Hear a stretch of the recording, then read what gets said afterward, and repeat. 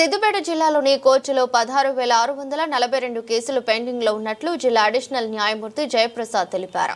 Drunk and drive లో నిందితులకు 10,000 రూపాయల జరిమానా, జైలు శిక్షలు వేయడం జరుగుతుందని న్యాయమూర్తులు తెలిపారు. సిద్దిపేట జిల్లా కోర్టులో స్పెషల్ లోక్ అదాలత్ ను జిల్లా ప్రధాన న్యాయమూర్తి సాయి రమాదేవి ప్రారంభించారు. అంతకుముందు జిల్లా కోర్టులో మెడికల్ క్యాంపును జిల్లా అడిషనల్ జడ్జి జయప్రసాద్ ప్రారంభించారు. హైకోర్టు ఆదేశాల మేరకు జిల్లా కోర్టులో స్పెషల్ లోక్ అదాలత్ నిర్వహించడం జరుగుతుందన్నారు. లోక్ అదాలత్ లో పెండింగ్ కేసులను పరిష్కరిస్తున్నట్లు జిల్లా న్యాయమూర్తులు తెలిపారు. మిత్రులారా, ఈరోజు గత 15 రోజులుగా హైకోర్టు వారి సూచనల మేరకు ఈ ప్రత్యేక లోక్ అదాలత్ను విజయవంతంగా నిర్వహించాలనేటువంటి ఉద్దేశంతో అధికారులు, న్యాయాధికారులు, న్యాయవాదులు అందరం కూడా కలిసి కృషి చేస్తూ ఉన్నాము. దాదాపు out of 16,642 cases pending cases ఉన్నాయి. వాటిలో 2,055 కేసెస్ ఐడెంటిఫై చేయడం జరిగింది. అందులో కాంపౌండబుల్ కేసెస్ 1290. వీటిలో మనం ఇప్పటివరకు 1,010 కేసులలో నోటీసులు సర్వ్ చేయడం జరిగింది.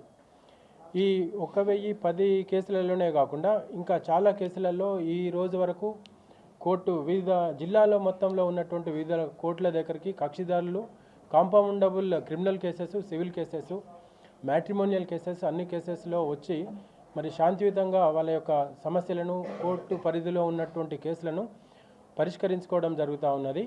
ఈరోజు ప్రత్యేకంగా మరి న్యాయవాదులు, పోలీసు వాళ్ళు, అంతేకాకుండా బ్యాంకుకి సంబంధించినటువంటి అఫీషియల్స్, ఫినాన్షియల్ ఇన్స్టిట్యూషన్ సంబంధించినటువంటి ప్రతినిధులు అందరూ కూడా ఈరోజు పెద్ద ఎత్తున పార్టిసిపేట్ చేస్తూ ఉన్నారు. వాళ్ళ యొక్క సహాయ సహకారాలతోటి మనం మ్యాక్సిమం నెంబర్ ఆఫ్ కేసెస్ ఈరోజు ప్రత్యేక లోక్ అదాలత్లో హైకోర్టు వారి యొక్క సూచనల మేరకు, మా ప్రధాన న్యాయమూర్తి గారి ఆధ్వర్యంలో వారి సలహా సూచనల మేరకు పెద్ద ఎత్తున కేసులను పరిష్కరించుకోవడం జరుగుతూ ఉన్నది. అందరూ కూడా నా యొక్క ప్రత్యేక ధన్యవాదాలు, కృతజ్ఞతలు తెలియజేస్తూ ఉన్నాను.